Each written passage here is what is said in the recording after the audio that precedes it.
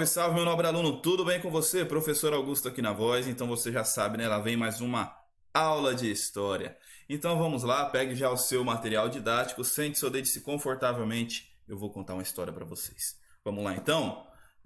Nós vamos agora para o capítulo 6 do nosso livro, né? Nós vamos falar sobre o Oriente.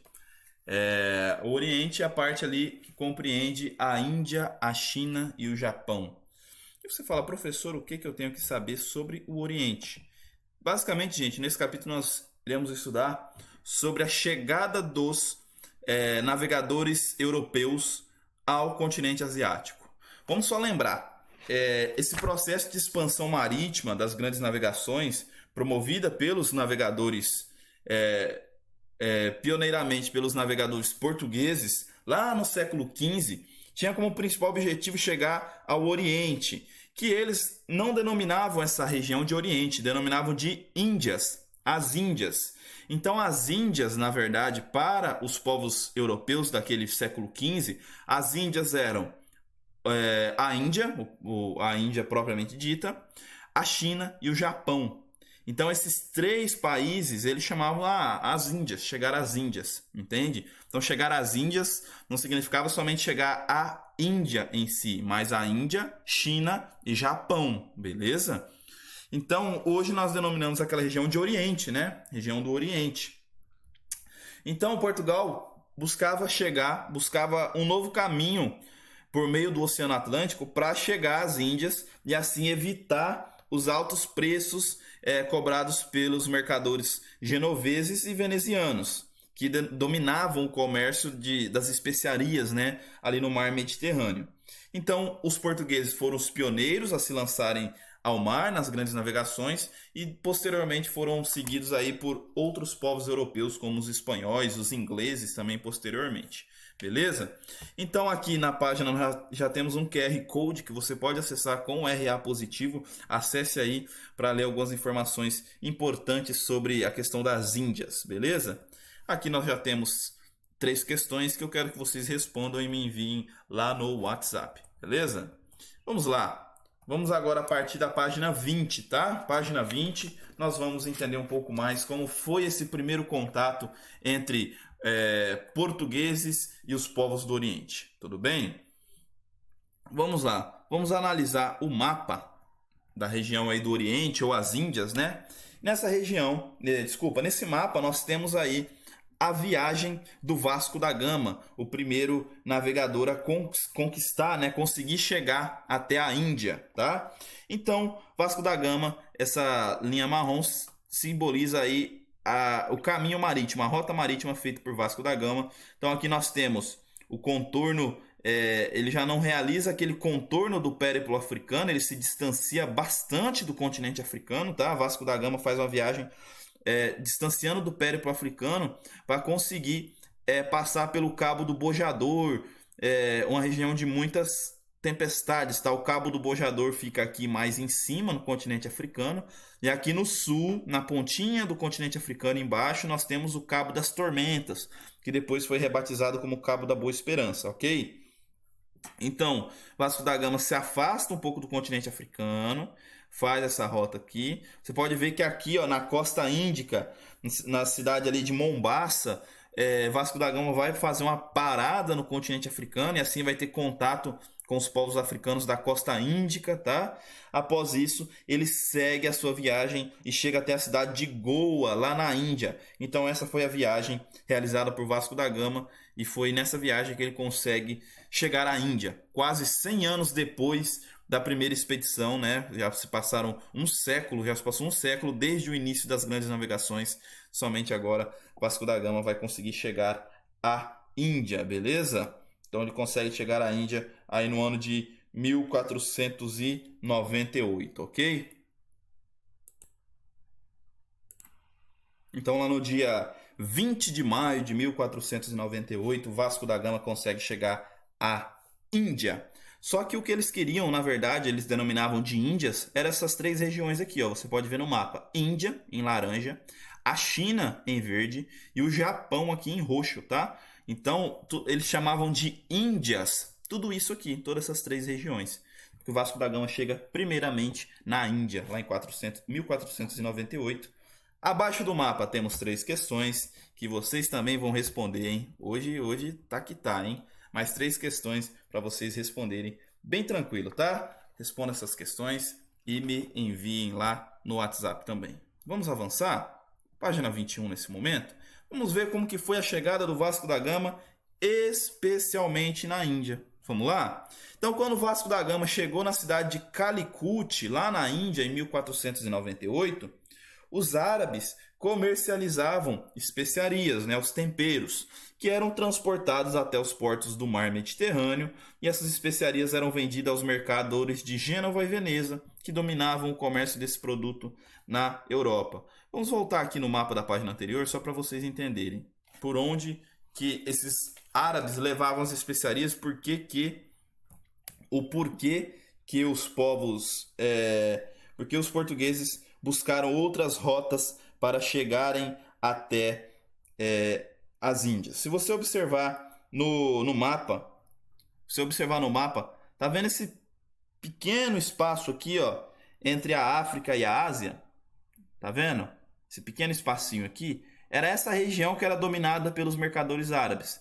Então os mercadores árabes compravam aqui nas Índias, passavam aqui nesse pedacinho entre a África e a Ásia, esse pedacinho de mar, passavam por aqui com os seus navios e chegavam até Portugal aqui, ó, por cima, entende? Então chegavam até Gênova e Veneza, aqui na Itália, ok? Chegavam aqui. Então, passar por essa rota, para os portugueses comprarem essas especiarias lá na Índia, os árabes cobravam altos impostos para passar por essa região aqui do mar. Então, por isso que os portugueses se lançaram ao mar para encontrar uma outra rota para chegar às Índias. E foi essa rota do Atlântico que eles conseguiram, beleza? Então, os árabes dominavam aquela rota do mar Mediterrâneo. Vamos ler aqui um texto dizendo sobre as condições da viagem a bordo dos navios, ok? Vamos ver se era legal, se era bacana, se era tipo um cruzeiro, um transatlântico, ou se era um negócio mais complicado. Vamos lá? Seção Interpretando Documentos, texto do quadro aí colorido. Vamos lá. Pensando nos obstáculos que precisaram ser vencidos para desbravar os mares, nenhum supera as agruras do cotidiano a bordo. Tripulantes e passageiros eram confinados a um ridículo espaço que impedia qualquer tipo de privacidade, embora oficiais e alguns elementos da alta nobreza tivessem sempre direito a um espaço extra, formando um universo único e peculiar. Os hábitos de higiene eram precários, proliferavam pelos corpos os insetos parasitas, pulgas, percevejos e piolhos. O mau cheiro se acumulava, tornando-se em pouco tempo insuportável, ao que muitos vinham a adoecer do estômago com fortes enjoos. Então, meu amigo, você já pode perceber que essas viagens aí não era como você andar num cruzeiro, num transatlântico, não. Era complicado, cara. Não tinha espaço para você ali tomar um banho, para realizar a higiene. Então, as pessoas viajavam aí, ó, meses e meses sem tomar um banho decente. Meses e meses sem tomar um banho decente. Imagina só, você naquele espaço ali, ó, 60, 80, 100 tripulantes dentro daquele navio, todo mundo sem tomar banho, imagine. A questão era difícil, né? Mas observa aqui agora para mim, vamos observar aqui comigo, na verdade, essa imagem da página 21. Observa aí. Isso é uma pintura do Veloso Salgado e ela representa o Vasco da Gama chegando na Índia lá e tendo contato com os povos indianos. Observa bem a veste do Vasco da Gama. Observa bem. Você pode observar que o Vasco da Gama está usando aí como se fosse uma espécie de um manto, né? Esse manto vermelho, usando uma roupa aí bacana, usando meio que como uma saia aqui. Aqui ele tem algumas joias, né? Possivelmente de ouro, um chapéu bacana na cabeça, com a pena enorme, e ele está todo pomposo aí. Mas aqui a gente tem que fazer uma observação. Você acha mesmo que após aí alguns meses de viagem naquele navio, sem tomar banho, eles não levavam muitas coisas, não levavam muitas roupas, você acha que o Vasco da Gama realmente estava todo pomposo assim quando chegou às Índias? Gente, obviamente que isso daqui é uma obra que foi criada para retratar o quê? O português como um cara bem vestido, como um cara ali do primeiro mundo da Europa, e retrata os indianos aí vestidos de uma forma muito simples, né? Sem camisa, por exemplo, só com alguns panos ali e tal, retratam os indianos de uma forma mais simplista do que eles realmente estavam vestidos. E o português é retratado aqui como tá super bem vestido, né, com roupas lindas e peças de ouro. Gente, não foi assim que aconteceu. Isso daqui é uma imagem somente para engrandecer a superioridade, né, do povo europeu. É óbvio que os portugueses não chegaram dessa forma às Índias, chegaram muito mais mal vestidos, bem acabados, não chegou todo assim fazendo pose para os indianos, entende? Então essa daqui você tem que analisar de acordo com o contexto histórico. Essa imagem aí é uma imagem feita mais para engrandecer do que uma imagem realmente real, tá? Pode ter certeza que o Vasco da Gama não chegou dessa forma aí lá nas Índias.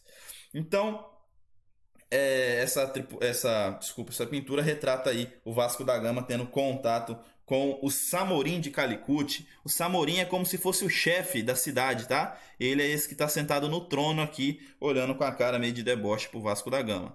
Então esse daqui é o Samorim de Calicut. Samorim que na língua dos indianos significava o Senhor do Mar, né?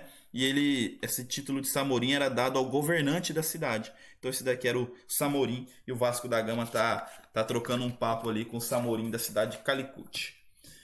Então, vou deixar mais uma atividade para vocês, hein? Eu sei que vocês gostam muito da aula de história. Então, mais uma atividade para vocês, ó. É para vocês observarem a imagem e escrever aí de que forma os indianos estão vestidos, como os portugueses estão vestidos, entende? Responder essas perguntas aí bem tranquilo, tá? Se não couber aqui no livro, por favor, responda no caderno, tá bom? Responda lá no caderno para que fique melhor para melhor leitura, ok? Então, os comerciantes árabes não gostaram nem um pouco de ter visto portugueses chegando às Índias. Falaram, pô, mas agora a gente vai ter concorrência? Sempre eram só os árabes que compravam esses produtos e vendiam lá para os genoveses e venezianos. E agora esses portugueses chegaram aqui também para comprar produtos e aí não vão pagar os impostos para a gente, vão passar para uma outra área. Então, os árabes não gostaram dessa concorrência, tá? Então, e também outra coisa, os portugueses não foram bem recebidos pelo Samorim, tá? Samorim, o governante da cidade. O Samorim se sentiu muito ofendido com alguns presentes que os portugueses levaram. Então, os portugueses chegaram lá e falaram, vamos fazer uma média com o Samorim de Calicut, eu vou levar alguns presentes para ele, né? Entregar uns presentes, fazer uma média, fazer uma moral, a gente vai se tornar um parça.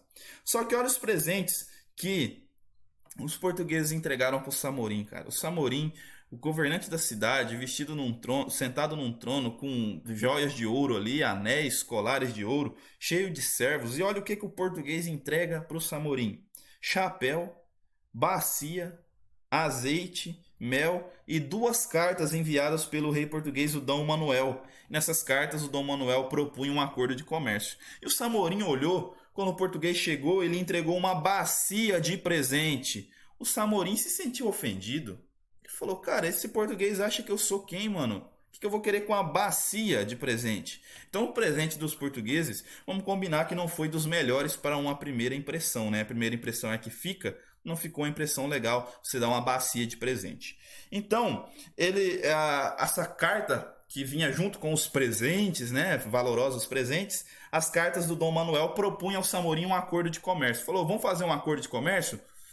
Nós, portugueses, podemos aqui comprar produtos de vocês. A gente firma um acordo, tá? Um contrato aqui comercial. Diante dos produtos trazidos, o Samorim não gostou nem um pouco. Ele não teve o mínimo de interesse de fazer um acordo com os portugueses. E consideraram também, os Samorins consideraram os portugueses mal educados, meio agressivos, já saíram ali, chegaram gritando e entrou todo errado, não teve uma educação, sabe? Então o Samorim achou a forma como os portugueses chegaram ali na Índia e a forma como eles agiam era considerado, nossa, uma falta de educação tremenda, eram muito mal educados. E isso não agradou nem um pouco o Samorim, não gostou nem um pouco da presença dos portugueses na região.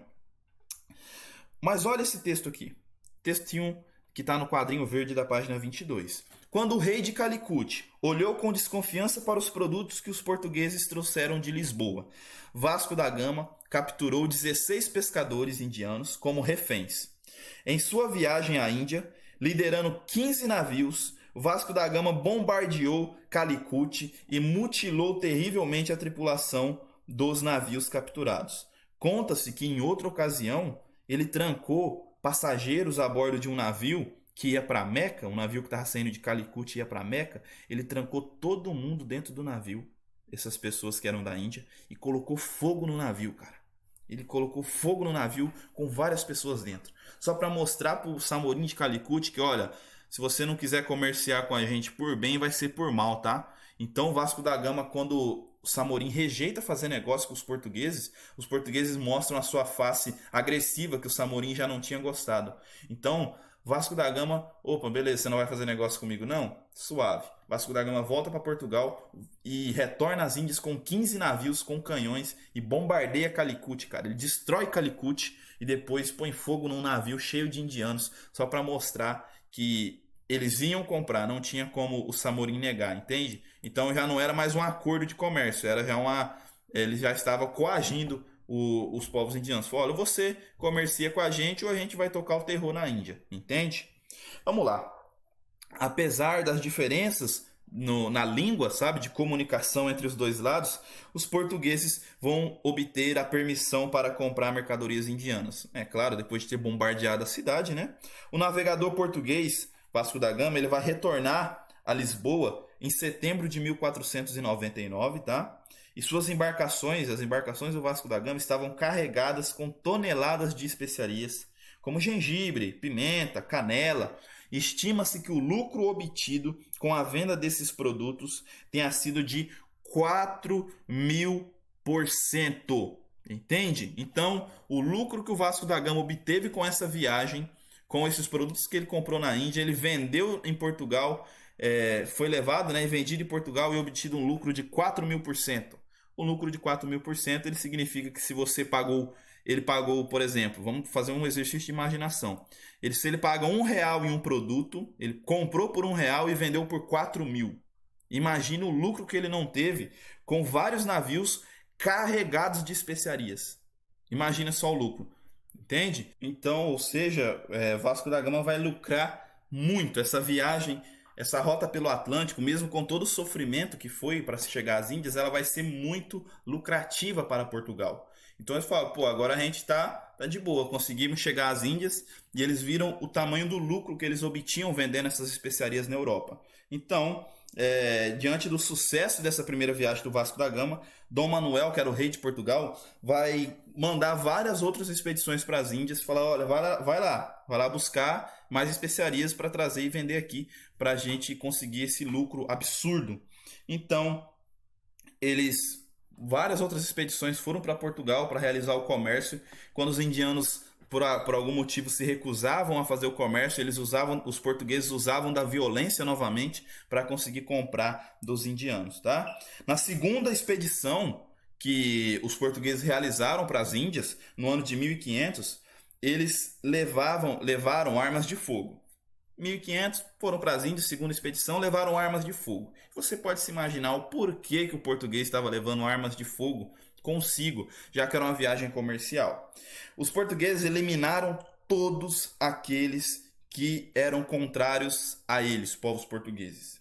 Entende? Então, os portugueses levavam arma de fogo e todos aqueles povos indianos ou qualquer outro povo que falava, eu não gosto dos portugueses aqui, não quero portugueses aqui. Os portugueses mataram todos aqueles que se colocavam entre eles e o lucro que seria obtido com o comércio, entende? Então os portugueses invadiram terras quando chegaram nessa segunda expedição, invadiram terras, construíram feitorias, né? Construíram casas, igrejas, e diante do poder de destruição dos canhões que haviam nos navios portugueses, os líderes indianos, principalmente os príncipes e os sultões, que eram os líderes indianos, falou, olha, a gente aceita fazer uma aliança com vocês portugueses, a gente não vai mais se opor, tá? Vocês conseguiram, vocês vão comprar produtos nossos, entende?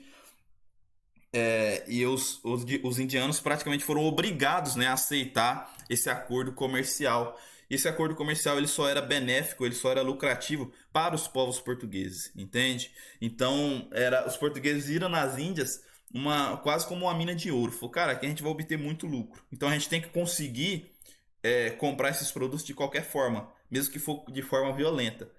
Eles não querem vender pra gente, mas a gente vai lá com armas de fogo, mata um bocado e mostra pra eles que não tem como eles se negarem a fazer o comércio com a gente. Então, esse contato dos portugueses com os indianos não vai ser nada amistoso, tá? Muito por causa da ganância dos povos portugueses em relação a conquistar o lucro com a venda de especiarias, beleza?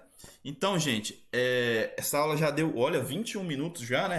Passou de 20 minutos. Então, eu vou encerrar essa aula por aqui. Esse conteúdo tem mais conteúdo para as próximas aulas, tá? Só que nesse momento nós encerramos a nossa aula, tá? Se você ficou com a dúvida, manda lá no WhatsApp. Se você fez as questões, manda lá no WhatsApp, tá, gente? É extremamente importante e necessário que vocês enviem as fotos das atividades no meu WhatsApp, tudo bem? Eu agradeço você que assistiu até o final. Eu espero que vocês tenham entendido, tá? Um abraço e tchau.